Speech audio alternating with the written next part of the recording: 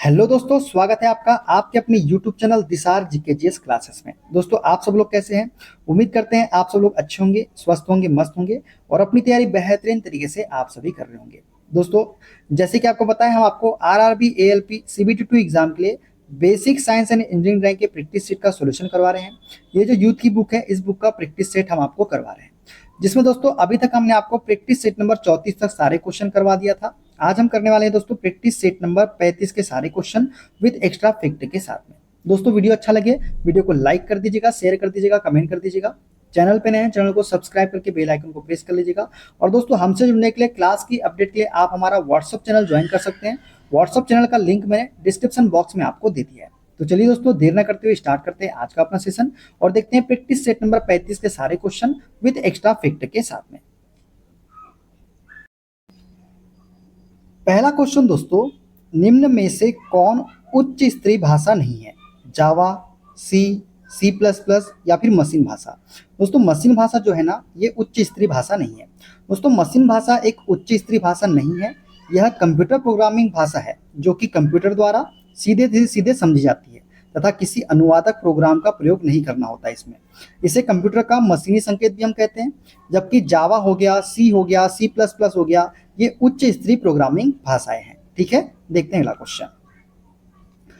Programming language जावा का आविष्कार dash के द्वारा किया गया था। दोस्तों, प्रोग्रामिंग लैंग्वेज है हमारी जावा और इसका आविष्कार जो है ना, ये जेम्स गॉसलिंग के द्वारा किया गया था। किसके द्वारा? जेम्स गॉसलिंग के द्वारा। दोस्तों, जावा एक उच्च स्तरीय, मजबूत और सुरक्षित प्रोग्रामिंग लैंग्वेज है। वर्ष 1991 में जेम्स गॉसलिंग ने इसका आविष्कार किया था। ठीक है, देखते हैं अगला क्वेश्चन। निम्न में से कौन सा एक वन्यजीव अभ्यारण्य है? तो दोस्तों, मानस जो है ना, ये वन्यजीव अभ्यारण्य है। बात करें मानस के बारे में, दोस्तों मानस वन्यजीव अभ्यारण्य यूनेस्को 1989 द्वारा घोषित एक प्राकृतिक विश्व धरोहर स्थल के साथ साथ बाघ आरक्षित क्षेत्र, हाथी आरक्षित क्षेत्र तथा एक आरक्षित जीव मंडल भी है। यहाँ एक सींग वाला गेंडा, बारहसिंगा विशेष रूप से पाया जाता है। कहाँ पे? मानस वन्यजीव अभ्यारण्य में। ठीक है, देखते हैं अगला क्वेश्चन। केंद्र रेखा के रूप में निम्न में से कौन सी रेखा प्रयोग की जाती है? दोस्तों, केंद्र रेखा जो होती है ना, वो कैसी होती है? ये एक बड़े तथा एक छोटे रेखाखंडों द्वारा खींची जाती है। तो ऑप्शन ए वाला जो है सही हो जाएगा। ऐसी होती है केंद्र रेखा, एक बड़ा, एक छोटा, एक बड़ा, एक छोटा, एक बड़ा, एक छोटा। ये है हमारी क्या? केंद्र रेखा। यहाँ पे सही कर लीजिएगा, एक बड़ा, एक छोटा, एक बड़ा, एक छोटा। ठीक है, तो केंद्र रेखा जो है वो ऑप्शन नंबर ए वाली हो जाएगी। दोस्तों, केंद्र रेखा जो होती है ना, ये रेखाएं पतली होती है तथा क्रमशः एक बड़े तथा एक छोटे रेखाखंडों द्वारा खींची जाती है। प्रत्येक बड़े रेखाखंड की लंबाई जो होती है 10 mm से 35 mm होती है और छोटे रेखाखंड की लंबाई जो होती है वो 3 mm होती है। ये बड़े तथा छोटे रेखाखंड 1.5 mm की समान दूरी पर खींचे जाते हैं। मतलब इनके बीच की जो दूरी होती है ना, ये वाली, ये 1.5 mm की इनकी दूरी रखी जाती है। ठीक है, इन रेखाओं के द्वारा समस्त ठोसों की अक्ष तथा किसी भी बिंदु का पथ प्रदर्शित किया जाता है। ये रेखाएं वस्तु की रूपरेखा से लगभग 10 mm तक बाहर निकली रहनी चाहिए। ये जो रेखाएं होती है ना, ये वस्तु की रूपरेखा से लगभग 10 mm बाहर निकली रहनी चाहिए। ये भी आपको याद रखना है। ठीक है, देखते हैं अगला क्वेश्चन। कई प्रतिरोधों को समांतर क्रम में संयोजित करने को इनमें से किसके समतुल्य माना जा सकता है? दोस्तों, कई सारे प्रतिरोध है हमारे पास में और इन्हें समांतर क्रम में क्या किया गया? संयोजित किया गया। और हम एक चीज जानते हैं, समांतर क्रम में जब प्रतिरोध का समतुल्य प्रतिरोध निकालते हैं तो जो समतुल्य प्रतिरोध का मान आता है ना, वो सबसे कम मान के प्रतिरोध से भी कम आता है। एग्जाम्पल के तौर पे समझते हैं कि हमारे पास में 1 ओम का एक प्रतिरोध है, 2 ओम का एक प्रतिरोध है। ठीक है, दो ही प्रतिरोध, और ये किस में जुड़े हुए हैं? समांतर क्रम में जुड़े हुए हैं। तो समांतर क्रम में जो इसका समतुल्य प्रतिरोध हम जब निकालेंगे तो हमारा जो मान आएगा ना प्रतिरोध का, वो 1 ओम से भी कम आएगा। किससे आएगा? 1 ओम से भी कम आएगा। अब कैसे? हम जानते हैं समांतर क्रम में क्या होता है, जब हम प्रतिरोध निकालते हैं तो क्या होता है, समतुल्य प्रतिरोध RT हम जब निकालते हैं तो हम क्या करते हैं, R1 into R2 divided by R1 plus R2, 2 plus 1 3। तो क्या हो जाएगा? ये हो जाएगा 2/3 हो जाएगा। अब 3 से भाग देंगे, 3 शून्यम शून्य, तो देखिए 0 में हमारा समतुल्य प्रतिरोध निकल के आ रहा है। मतलब जो सबसे कम मान का प्रतिरोध कितना था? 1 था। 1 से भी मान क्या आ रहा है हमारा? कम निकल के आ रहा है। तो समांतर में क्या होता है, सबसे कम मान के प्रतिरोध से भी कम मान निकल के आता है हमारा समतुल्य प्रतिरोध का। अब इसने बोला क्या है कि हम किसके समतुल्य इसको मान सकते हैं। हम देखिए जानते हैं, प्रतिरोध बराबर एक फॉर्मूला आपने सुना होगा, R बराबर क्या होता है? रो L अपॉन में A के। अब एक चीज यहाँ मेरे को आप बताइए, हमारा प्रतिरोध का मान कब कम आएगा? कब कम आएगा? जब हम इसके क्षेत्रफल में वृद्धि करेंगे तभी तो कम आएगा। क्षेत्रफल में वृद्धि करेंगे तो प्रतिरोध का मान क्या हो जाएगा? कम हो जाएगा। अब यहाँ अनुप्रस्थ काट का क्षेत्रफल की बात हो रहा है, इसलिए हम क्षेत्रफल की बात कर रहे हैं। यदि लंबाई की बात होती तो लंबाई की बात करते। अब देखिए यहाँ पे क्या बोला है कि हमने प्रतिरोधों को समांतर क्रम में संयोजित किया और हमको बोला गया है कि ये किसके समतुल्य माना जा सकता है। तो यहाँ पे जब समांतर क्रम में हमने देखा, जो हमारा प्रतिरोध समतुल्य प्रतिरोध का मान आया वो क्या आया? सबसे कम मान के प्रतिरोध से भी कम आया। हमने ए को माना था ना, इससे भी कम आया हमारा प्रतिरोध का 0 कुछ आ रहा है कि नहीं आ रहा है? तो यहाँ पे यदि हम प्रतिरोध का मान कम लाना चाहते हैं तो हमको क्या करना होगा? क्षेत्रफल को बढ़ाना होगा। क्षेत्रफल में यदि वृद्धि करेंगे तो हमारा प्रतिरोध का मान क्या आएगा? कम आएगा। तो ऑप्शन नंबर सी कौन सा हो जाएगा? कौन सा? ए वाला। चालक की अनुप्रस्थ काट के क्षेत्रफल में वृद्धि करेंगे तो प्रतिरोध का मान क्या हो जाएगा? कम आ जाएगा। तो ये किसके समतुल्य माना जा सकता है? समांतरम में संयोजित प्रतिरोध के समतुल्य इसको माना जा सकता है। क्लियर? आगे बढ़े, चलिए आगे बढ़ते हैं। आरेख क्या प्रदर्शित करता है? ये जो आरेख है दोस्तों, ये क्या प्रदर्शित करता है? तो ये खुले परिपथ में इलेक्ट्रॉन की यादृच्छिक गति को प्रदर्शित करता है। किसको? खुले परिपथ में इलेक्ट्रॉन की यादृच्छिक गति को। ठीक है, देखते हैं अगला क्वेश्चन। तिर्यक प्रक्षेप में वस्तु का एक कोण क्या होता है? दोस्तों तिर्यक प्रक्षेप में वस्तु का एक कोण जो होता है ना, इसमें 30 डिग्री भी हो सकता है, 45 डिग्री भी हो सकता है, 60 डिग्री भी हो सकता है। तो उपरोक्त तो कोई भी हो सकता है तिर्यक प्रक्षेप में वस्तु का एक कोण। दोस्तों तिर्यक प्रक्षेप की यदि बात करें तो यदि किसी वस्तु का एक फलक प्रक्षेप तल के समांतर रखा जाए तथा प्रक्षेप तल पर प्रक्षेपी 90 डिग्री से कम किसी भी कोण, मतलब 30 हो गया, 45 हो गया, 60 डिग्री पर मिले, तो इस प्रकार प्रक्षेप तल पर प्राप्त वस्तु का प्रक्षेप तिर्यक प्रक्षेप कहलाता है। केविलियर प्रक्षेप, कैबिनेट प्रक्षेप तथा क्लिनोग्राफ प्रक्षेप इसी के अंतर्गत आते हैं। किसके अंतर्गत? तिर्यक प्रक्षेप के अंतर्गत। ठीक है, देखते हैं अगला क्वेश्चन। दिए गए चित्र में वर्गाकार पिरामिड को पहचानिए। दोस्तों वर्गाकार पिरामिड कौन सा है? दोस्तों ए वाला ऑप्शन दिख रहा है क्या? वर्ग। यहाँ तो त्रिभुज नजर आ रहा है हमको, ट्राइंगल। ये देखिए यहाँ पे हमको दिख रहा है वर्ग वाला। तो वर्गाकार पिरामिड कौन सा हो जाएगा? ऑप्शन नंबर बी वाला हो जाएगा। ठीक है, पिरामिड की बात करें दोस्तों, पिरामिड के फलकों की संख्या आधार की भुजाओं के समान होती है, अर्थात जितनी भुजाओं की संख्या होगी उतनी ही फलकों की संख्या होगी। किसमें? पिरामिड में। ठीक है, देखते हैं अगला क्वेश्चन। जिन समीपवर्ती कोण का योग 180 डिग्री होता है वह कहलाते हैं। दोस्तों जिन समीपवर्ती कोण का योग 180 डिग्री होता है वह संपूरक कोण कहलाते हैं। क्या कहलाते हैं? संपूरक कोण। दोस्तों जब दो समीपवर्ती कोणों का योग 180 डिग्री होता है तो वे एक दूसरे के संपूरक कोण कहलाते हैं। क्या कहलाते हैं? संपूरक कोण। ठीक है, देखते हैं अगला क्वेश्चन। दिए गए लंबकोणीय प्रक्षेपण के लिए प्रक्षेपण के तलों के संदर्भ में बिंदु की स्थिति क्या होगी? दोस्तों ये दिया गया है लंबकोणीय प्रक्षेपण, इसमें हमको बताना है कि प्रक्षेपण के तलों के संदर्भ में बिंदु की स्थिति क्या होगी। अब दोस्तों इसमें जो बिंदु की स्थिति होगी ना, वो होगी चतुर्थ चतुर्थांश में। कहाँ होगी? चतुर्थ चतुर्थांश में। दोस्तों बिंदु का सम्मुख दृश्य और शीर्ष दृश्य दोनों ही संदर्भ रेखा के नीचे प्राप्त हो रहा है। कहाँ हो रहा है? ये हमारी संदर्भ रेखा है देखिए, और संदर्भ रेखा के नीचे ही हमको टॉप व्यू और फ्रंट व्यू दोनों ही प्राप्त हो रहा है। तो ये कौन सा चतुर्थांश में होता है? ये चतुर्थ चतुर्थांश में होता है। किस में होता है? चतुर्थ चतुर्थांश में। ठीक है, क्लियर? तो ऑप्शन नंबर डी इसका करेक्ट आंसर हो जाएगा। क्लियर है ना? चलिए आगे बढ़ते हैं नेक्स्ट क्वेश्चन की ओर। सेंटर लाइन को दर्शाने के लिए किस लाइन का प्रयोग किया जाता है? दोस्तों सेंटर लाइन को दर्शाने के लिए हम प्रयोग करते हैं किसका? सेंटर लाइन को दर्शाने के लिए हम प्रयोग करते हैं ऑप्शन नंबर बी वाली रेखा का। ठीक है दोस्तों, बात करें श्रृंखलित मोटी रेखा के बारे में, तो रेखाओं के संकेत जिससे एक विशेष आवश्यकता प्रदान होती है को दर्शाने में हम किसका उपयोग करते हैं? श्रृंखलित मोटी रेखा का। श्रृंखलित पतली रेखा का उपयोग हम केंद्र रेखा या सममिति सिमिट्री रेखा के रूप में करते हैं। मतलब पतली रेखा जो होती है, ये पतली रेखा संकलित मतलब केंद्र रेखा, पतली रेखा संकलित ऐसी जो रेखा होती है पतली वाली, उसका प्रयोग हम किस लिए करते हैं? केंद्र रेखा के रूप में। अब सेंटर लाइन की बात की है तो वही सेंटर रेखा में ये डायग्राम में मत जाइए, डायग्राम ऐसा होगा दोस्तों, पतली रेखा जो होती है ना इस प्रकार से। तो सेंटर लाइन को दर्शाने के लिए हम ऑप्शन नंबर बी वाली रेखा का प्रयोग करेंगे। ठीक है, बात करें खंडित रेखा के बारे में, तो ये वाली जो खंडित रेखा है दोस्तों, ये वाली, ये अदृश्य रेखाओं के रूप में इसका प्रयोग करते हैं। और मुक्त हस्त सतत पतली रेखा की बात करें, ये है मुक्त हस्त सतत पतली रेखा, तो इसका आंशिक या अवरुद्ध दृश्य एवं परिच्छेद की सीमा के रूप में इसका प्रयोग हम करते हैं। ठीक है, क्लियर? आगे बढ़ते हैं। एक विद्युत बल्ब को 220 वोल्ट के एक जनित्र से संयोजित किए जाने पर इसमें 2 एम्पीयर की धारा प्रवाहित होती है तो इसकी शक्ति क्या होगी, हम जानते हैं शक्ति P बराबर क्या होता है, V इंटू आई के होता है। जब वोल्टेज दिया होता है, धारा दिया होता है तब। अब वोल्टेज कितना है दोस्तों, 220 है, और धारा का मान कितना है, 2 है, तो हमारा क्या आ जाएगा, 440 जूल आ जाएगा। किसका मान, शक्ति, 440 वाट शक्ति का मान आ जाएगा। तो 440 वाट इसका करेक्ट आंसर हो जाएगा। क्लियर, आगे बढ़ते हैं। यदि 4 ओम के एक प्रतिरोधक को 12 वोल्ट की बैटरी से जोड़ा जाता है तो उसके द्वारा उपभोग शक्ति ज्ञात कीजिए।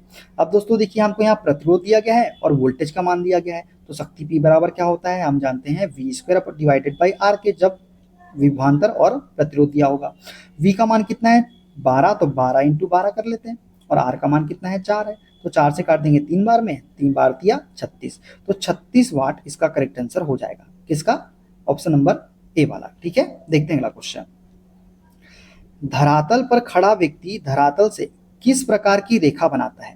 दोस्तों एक व्यक्ति जो है धरातल पर खड़ा है, ये खड़ा है हमारा व्यक्ति धरातल पर, तो ये किस प्रकार की रेखा बनाएगा।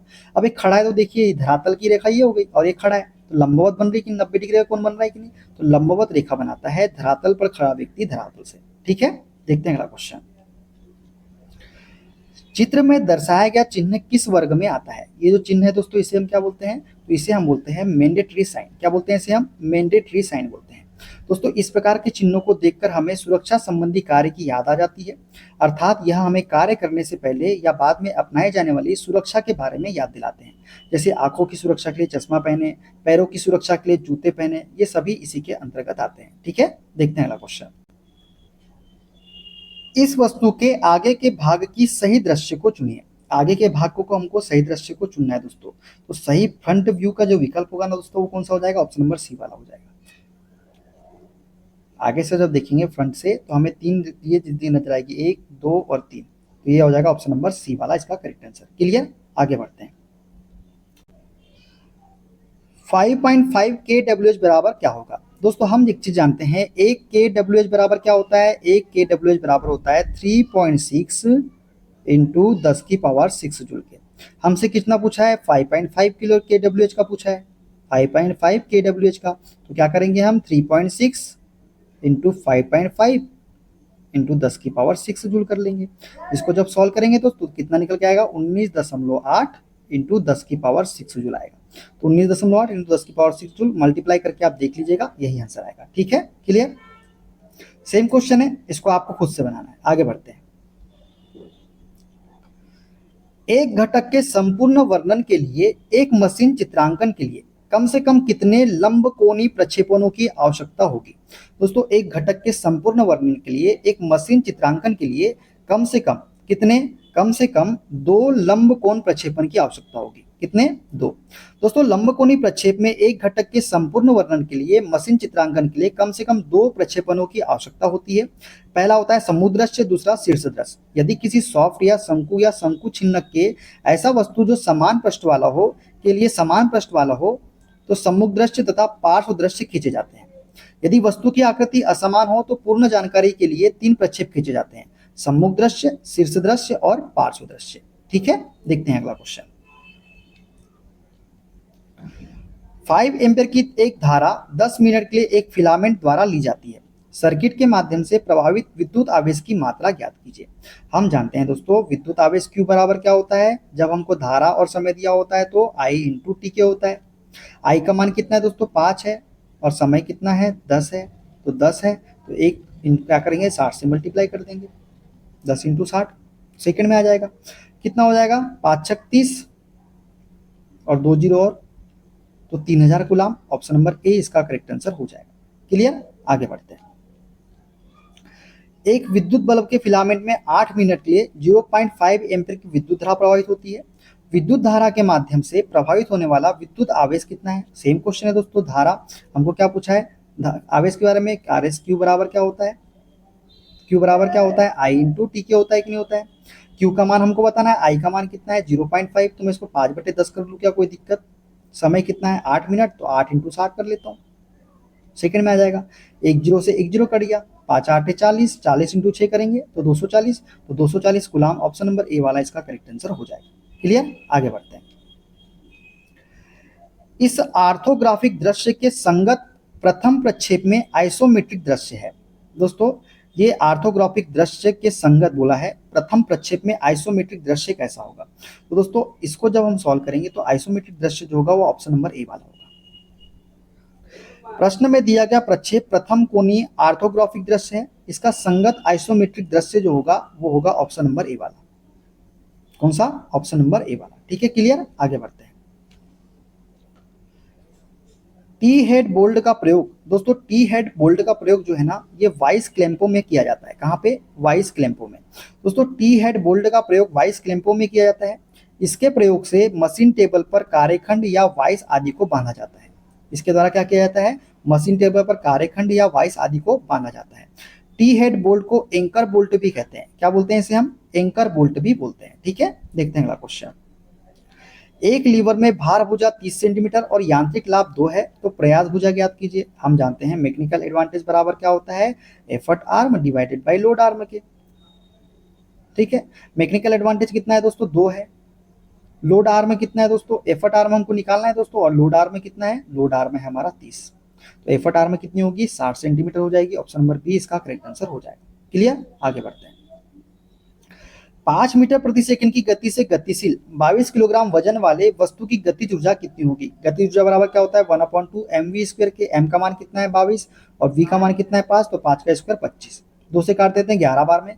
25 इंटू 11, 25 से कम 25, 25 की 5 हासिल का है 2, 25 से कम 25, 25 और 2 27, 275 क्या हो जाएगी? जूल हो जाएगी। 275 जूल। ऑप्शन नंबर ए इसका करेक्ट आंसर हो जाएगा। क्लियर? आगे बढ़ते हैं।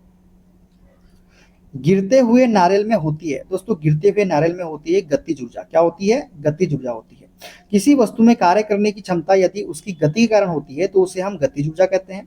उदाहरण की बात करें तो ऊंचाई से गिरती वस्तु, बहता हुआ पानी, बहती हुई हवा, घूमता हुआ पहिया आदि में क्या होती है? गतिज ऊर्जा होती है। और गतिज ऊर्जा काइनेटिक एनर्जी बराबर क्या होता है? 1/2 mv स्क्वायर के। ठीक है, देखते हैं अगला क्वेश्चन। जावा स्क्रिप्ट का आधिकारिक नाम क्या है? दोस्तों जावा स्क्रिप्ट का आधिकारिक नाम है ECMA स्क्रिप्ट। क्या है? ECMA स्क्रिप्ट जो है ये जावा स्क्रिप्ट का क्या है?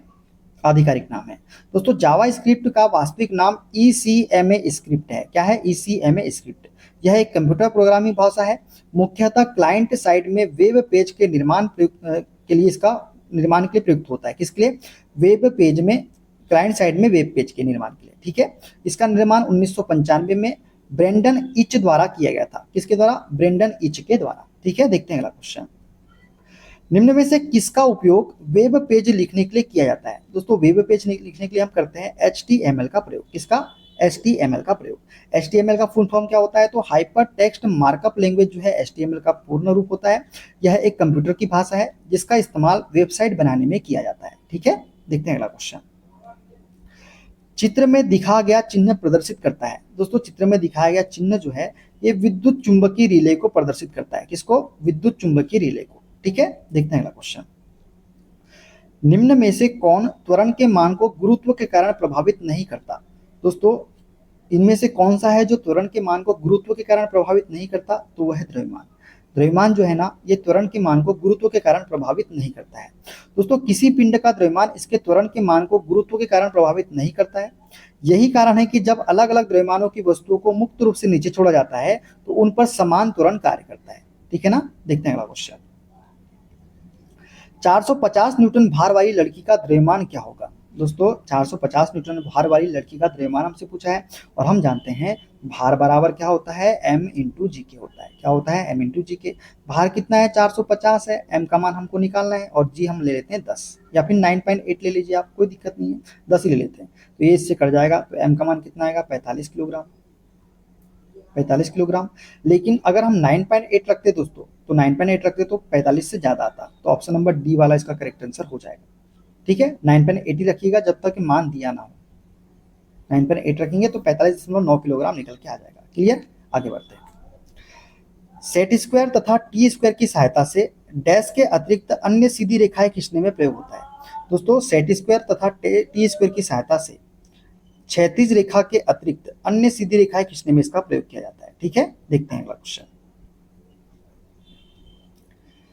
A4 का ट्रिम ड्राइंग शीट का कौन सा आकार है? दोस्तों ट्रिम ड्राइंग शीट का आकार जो होता है A4 का वो क्या होता है? 210 mm इंटू 297 mm। क्या होता है? 210 इंटू 297 mm।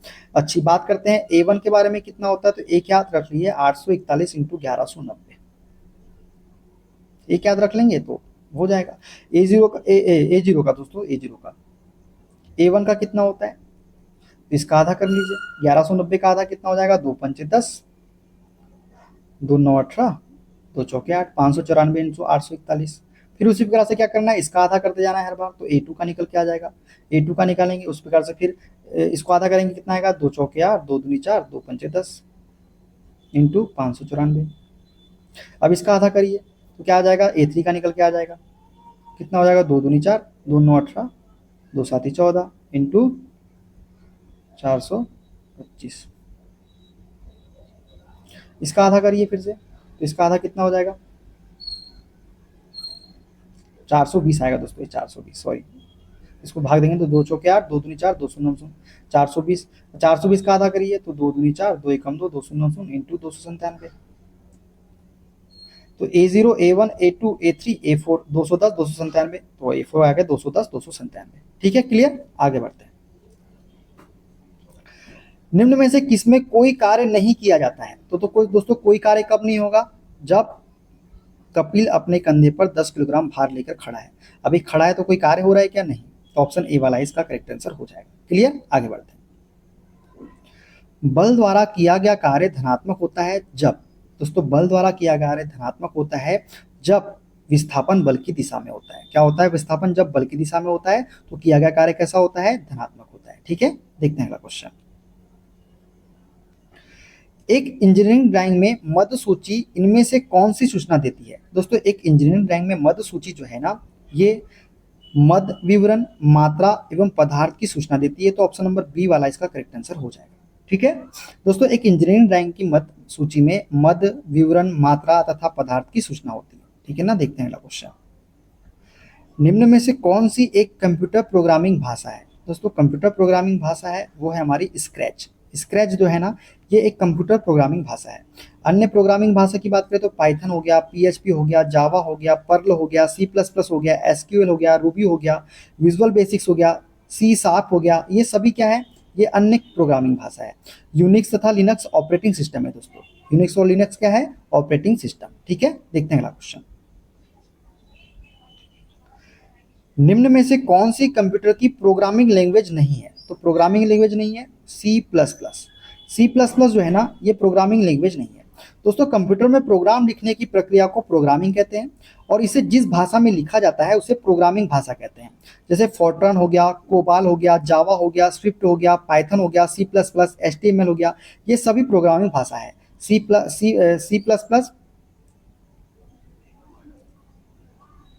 प्रोग्रामिंग भाषा, C++ प्रोग्रामिंग भाषा, C++, ये देखिए 4 बार दे दिया ना, ये गलत है। ठीक है, देखते हैं अगला क्वेश्चन। सेल्सियस और केल्विन तापमान के बीच क्या संबंध है। दोस्तों हम जानते हैं 0 डिग्री सेल्सियस बराबर किसके होता है, 273 केल्विन के। क्या होता है, 0 डिग्री सेल्सियस बराबर 273 केल्विन के होता है। दोस्तों सेल्सियस और केल्विन तापमान के बीच संबंध होता है K बराबर डिग्री सेल्सियस प्लस 273, अर्थात सेल्सियस तापमान में 273 जोड़ देने पर केल्विन तापमान प्राप्त होता है। इस प्रकार से 0 डिग्री सेल्सियस जो होता है ना, ये 273 केल्विन के बराबर होता है। क्लियर, आगे बढ़ते हैं। केल्विन पैमाने पर पानी का हिमांक क्या होता है। दोस्तों केल्विन पैमाने पर पानी का हिमांक जो होता है ना, वो 273.15 केल्विन होता है। कितना होता है, 273.15 केल्विन। ठीक है, देखते हैं अगला question. UN world wild life day, UN world wild life day dash को मनाया जाता है। दोस्तों UN world wild life day जो है ये 3 मार्च को मनाया जाता है। कब, 3 मार्च को। दोस्तों विश्व वन्यजीव दिवस प्रतिवर्ष 3 मार्च को मनाया जाता है। 20 दिसंबर 2013 को अपने 68वें सत्र में संयुक्त राष्ट्र महासभा ने 3 मार्च को विश्व वन्यजीव दिवस के रूप में घोषित करने का निर्णय लिया था। 3 मार्च को विश्व वन्यजीव दिवस के रूप में नामित करने का मुख्य उद्देश्य दुनिया भर के वन्यजीवों एवं वनस्पतियों के बारे में जागरूकता बढ़ाना तथा उनका संरक्षण करना है। इसकी शुरुआत मुख्य रूप से थाईलैंड के द्वारा की गई थी। विश्व वन्यजीव दिवस 3 मार्च 2021 की थीम जो थी वो थी वन और आजीविका, लोगों और ग्रह को बनाए रखना। ठीक है, वन्यजीव दिवस 2022 की थीम क्या थी, तो पारिस्थितिक तंत्र की बहाली के लिए प्रमुख प्रजातियों को पुनर्प्राप्त करना। ठीक है ना, देखते हैं अगला क्वेश्चन। जब किसी पिंड को किसी द्रव में पूर्ण या आंशिक रूप से डुबोया जाता है तब यह पिंड विस्थापित द्रव के भार के बराबर एक उत्क्षेप बल का अनुभव करता है। इसे किस सिद्धांत के रूप में जाना जाता है? तो इसे हम बोलते हैं आर्किमिडीज का सिद्धांत। क्या बोलते हैं इसे हम? आर्किमिडीज का सिद्धांत बोलते हैं। ठीक है, देखते हैं अगला क्वेश्चन। यदि आप एक गिलास को पानी और बर्फ से पूरी तरह भरते हैं और बर्फ पूरी तरह गल जाती है तो क्या होगा? दोस्तों, यदि आप एक गिलास को पानी और बर्फ से पूरी तरह भरते हैं और बर्फ पूरी तरह गल जाती है तो क्या होता है? जल स्तर पूर्ववत ही रहेगा, इसमें कोई भी परिवर्तन नहीं होगा। ठीक है दोस्तों, जब एक गिलास को पानी और बर्फ से पूरी तरह भरते हैं और बर्फ पूरी तरह गल जाती है तब भी जल पूर्ववत मतलब पहले जैसा ही रहेगा, क्योंकि आर्किमिडीज के नियम अनुसार बर्फ द्वारा उतना ही पानी विस्थापित किया जाएगा जितना उसका आयतन है। ठीक है ना, देखते हैं अगला क्वेश्चन। जैव निम्नीकरणीय प्लास्टिक उद्योग निर्यात के साथ साथ मार्केटिंग के लिए भी एक नया उद्योग है। इस प्लास्टिक के कुछ लाभों का उल्लेख नीचे किया गया है। कौन सा विकल्प इसका एक लाभ नहीं है? तो दोस्तों, कंपोस्ट नहीं किया जा सकता, ये इसका एक लाभ नहीं है। कम ग्रीन हाउस उत्सर्जन, पुनर्चक्रण करने में आसान, निर्माण के लिए कम ऊर्जा की खपत, ये सभी उसके लाभ है। कंपोस्ट नहीं किया जा सकता, ये क्या है? लाभ नहीं है। ठीक है, देखते हैं अगला क्वेश्चन। ग्रीन हाउस गैसों का सबसे बड़ा उत्सर्जक क्षेत्र कौन सा है? दोस्तों, ग्रीन हाउस गैसों का सबसे बड़ा उत्सर्जक क्षेत्र है ऊर्जा। कौन सा? ऊर्जा। दोस्तों, ग्रीन हाउस गैसें किसी ग्रह के जलवायु में परिवर्तन तथा भूमंडलीय उष्मीकरण के लिए जिम्मेदार होती है। इन गैसों में carbon dioxide, nitrous oxide, methane, chlorofluorocarbon, जलवाष्प एवं ओजोन ये आदि प्रमुख रूप से शामिल है। ग्रीन हाउस गैसों का उत्सर्जन विभिन्न क्षेत्रों से होता है, जिसमें सर्वाधिक उत्सर्जन के लिए ऊर्जा क्षेत्र जिम्मेदार है। कौन सा क्षेत्र? ऊर्जा क्षेत्र। ठीक है, देखते हैं अगला क्वेश्चन।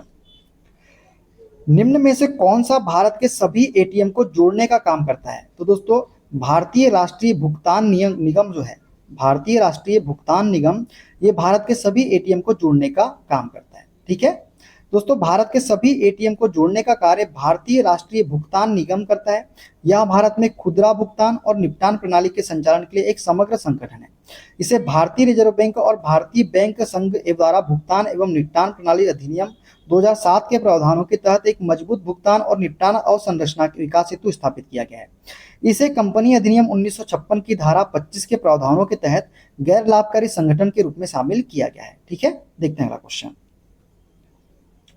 मेज पर रखी गई पुस्तकों का ढेर डैश के कारण हटता नहीं है। दोस्तों, मेज पर रखी गई पुस्तकों का ढेर जो है ना, ये जड़ता के कारण हटता नहीं है। किसके कारण? जड़ता के कारण।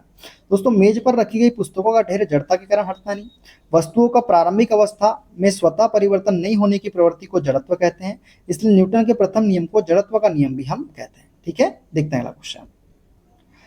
अविचलित वस्तुओं के आराम में रहने या समान वेग से चलने की प्रवृत्ति को हम कहते हैं। दोस्तों, अविचलित वस्तुओं के आराम में रहने या समान वेग से चलने की प्रवृत्ति को हम बोलते हैं क्या? जड़त्व। क्या बोलते हैं? जड़त्व बोलते हैं।